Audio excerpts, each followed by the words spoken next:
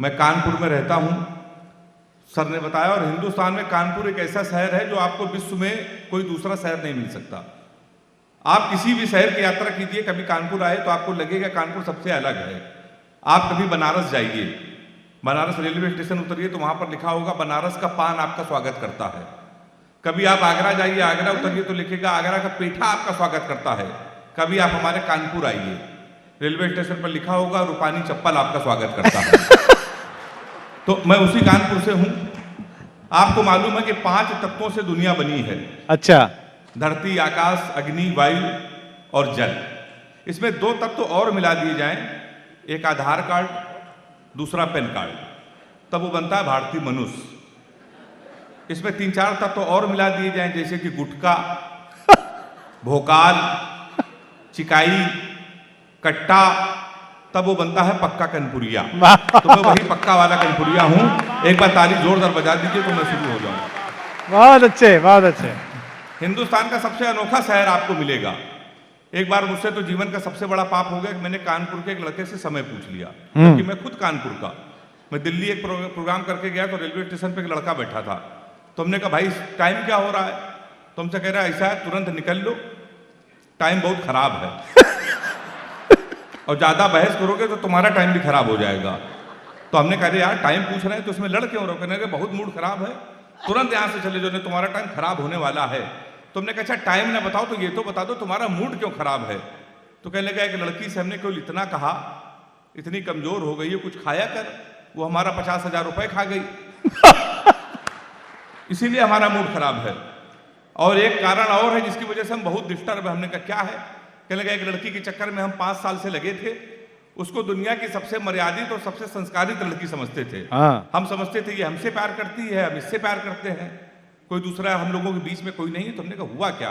कहने लगा हमारे यहाँ नगर निगम का चुनाव चल रहा है और पूरे शहर में होल्डिंग लगी, उसको मिल गई टिकट जिला पंचायत की, पूरे शहर में होल्डिंग लगी, उसमें लिखा है युवा दिलों की धड़कन पुष्पा पाल और तुम साले हमसे टाइम पूछ रहे हो?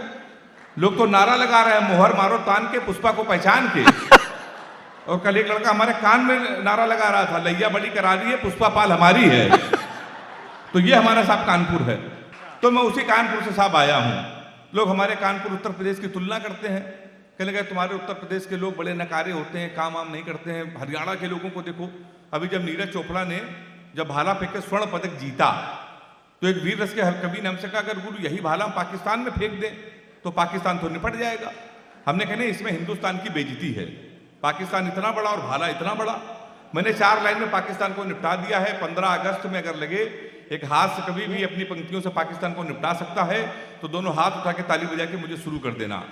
हमने कहा कपड़े जिस पे टंगते हैं वो कीली फेंक के मारेंगे। बहुत अच्छे। कपड़े जिस पे टंगते हैं वो कीली फेंक के मारेंगे, कसी हुई ना मिल पाई तो ढीली फेंक के मारेंगे। जो भाला फेंका नीरज ने वो चीन की खातिर रखा है, पाकिस्तान तुमको तो हम तीली फेंक के मारेंगे। तो हम लोग साहब पाकिस्तान को ऐसे ही निपटा देते हैं कि सुबह सवेरे जैसे मैंने अपनी आंखें खोली, पत्नी नजदीक आई और प्यार से बोली बाहों में चले आओ, हमसे शर्म क्या पर्दा। इतने में हमारा 5 साल लड़का बोला पापा आप ना आएंगे बाहों में, ना आएंगे गोदी ही। हमने पूछा कौन आएगा? उसने कहा आएंगे तो मोदी ही। ताली जोरदार बजा दीजिए आप। तो हमारे यहाँ भाई साहब ये चल रहा है।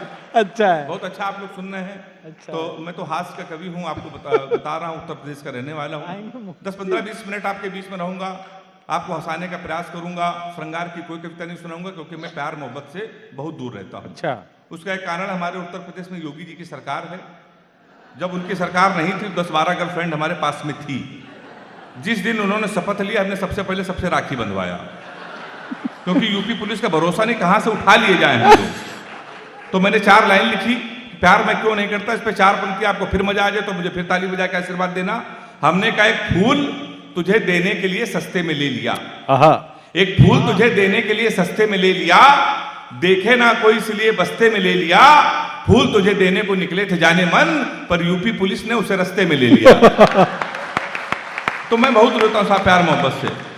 अच्छा, प्यार मोहब्बत से दूर रहने के कई कारण हैं। लड़कियों की बहुत बीमारी होती है। अच्छा। किसी लड़की से आप कुछ भी पूछ लो तो इतना उटपटांग जवाब देती हैं। हमने एक लड़की से पूछा, हमने कहा तुम्हारा फेवरेट कलर क्या है?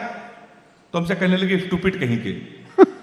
कोई मेच्योर क्वेश्चन नहीं पूछ सकते। तो Mature। हमने पूछा, हमने कहा 0.8 मिलीलीटर सल्फ्यूरिक एसिड को न्यूट्राइज करने के लिए कितने मोल बाइकार्बोनेट की जरूरत पड़ेगी। तब उसने बताया हमारा फेवरेट कलर पिंक है। ताली जो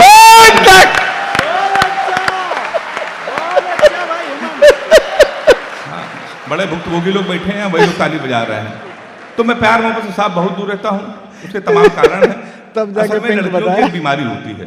बीमारी सही हो तो जितने पीछे वाले हो नौजवान हो, हाथ उठा के मेरा समर्थन करना।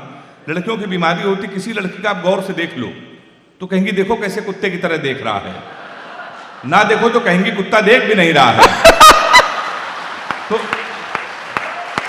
ताली जिंदाबाद, वाह भाई कमाल। साहब, ओपनर बहुत बढ़िया। मैं बहुत डरता हूँ प्यार मोहब्बत से।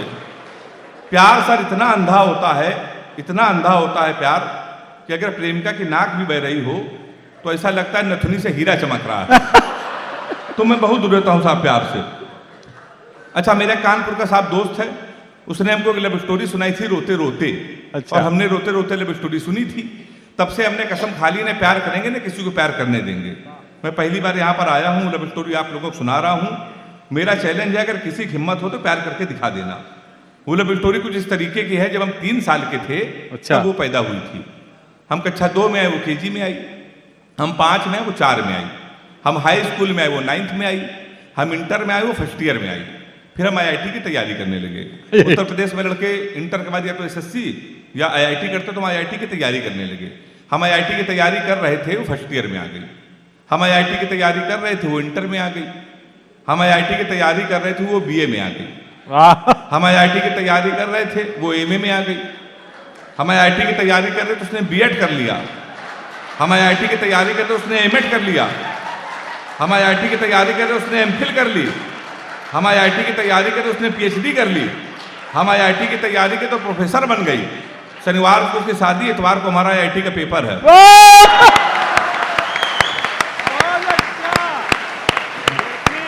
अब हिम्मत हो तो प्यार करके आप दिखा देना।